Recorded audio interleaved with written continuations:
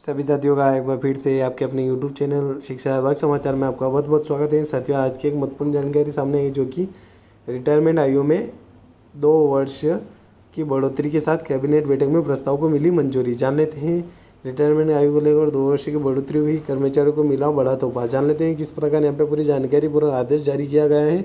आपसे निवेदन है वीडियो को लास्ट तक ज़रूर देखिएगा ताकि सारी जानकारी आपको स्पष्ट रूप से समझ में आ सके। रिटायरमेंट एज इंक्रीज, रिटायरमेंट आयु में 2 वर्ष की बढ़ोतरी, कैबिनेट बैठक को मिली मंजूरी।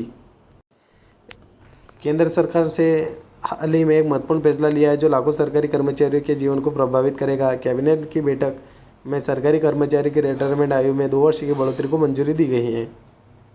इस फैसले से करीब 23 लाख केंद्रीय कर्मचारियों को सीधा लाभ मिलेगा। यह कदम कर्मचारियों के कल्याण और उनके भविष्य की सुरक्षा को ध्यान में रखते हुए उठाया गया है। इस नई योजना के तहत सरकारी कर्मचारियों की रिटायरमेंट आयु कब 60 वर्ष से बढ़कर 62 वर्ष हो जाएगी। यह बदलाव न केवल कर्मचारियों को अपने कार्यकाल को बढ़ाने का मौका देगा बल्कि उन्हें अपने वित्तीय भविष्य को और मजबूत बनाने का अवसर भी प्रदान करेगा। इस फैसले से सरकार कर्मचारियों के अनुभव और कौशल का लंबे समय तक लाभ उठा सकेगी जो देश के विकास में महत्वपूर्ण योगदान दे सकता है। रिटायरमेंट आयु में बढ़ोतरी रिटायरमेंट आयु में बढ़ोतरी एक ऐसा कदम है जो कई पहलुओं को प्रभावित करता है। आइए इस योजना के मुख्य बिंदुओं पर एक नज़र डालें। विवरण और जानकारी। वर्तमान रिटायरमेंट आयु 60 वर्ष, नई रिटायरमेंट आयु 62 वर्ष। लाभार्थी लगभग 23 लाख। केंद्रीय कर्मचारी लागू होने की तिथि 1 अप्रैल 2025।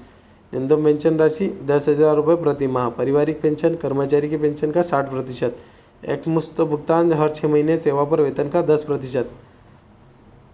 रिटायरमेंट आयु बढ़ने के कारण सरकार ने रिटायरमेंट आयु बढ़ने का फैसला कई कारणों से लिया है जो कि मुख्य बिंदु यहाँ पे बता दिए गए हैं। अनुभवी कर्मचारियों का लाभ, अधिक समय तक काम करने से सरकार को अनुभवी कर्मचारियों की सेवाओं का लाभ मिलेगा। आर्थिक सुरक्षा, कर्मचारियों को लंबे समय तक वेतन मिलेगा जिससे उनकी आर्थिक स्थिति मजबूत होगी। पेंशन व्यवस्था पर दबाव कम, रिटायरमेंट आयु बढ़ने से पेंशन भुगतान पर सरकार का खर्च कुछ समय के लिए कम होगा। उत्पादकता में वृद्धि, अनुभवी कर्मचारियों के लंबे समय तक काम करने से सरकारी विभागों की उत्पादकता बढ़ सकती हैं। नई पेंशन योजना की मुख्य विशेषताएं। केंद्र सरकार ने कई नई यूनिफाइड पेंशन स्कीम यूपीएस की घोषणा की। इस योजना की प्रमुख विशेषताएं।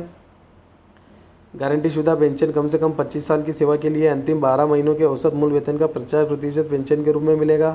न्यूनतम पेंशन, कम से कम 10 साल की सेवा के बाद 10,000 रुपये प्रति माह की न्यूनतम पेंशन सुनिश्चित की गई।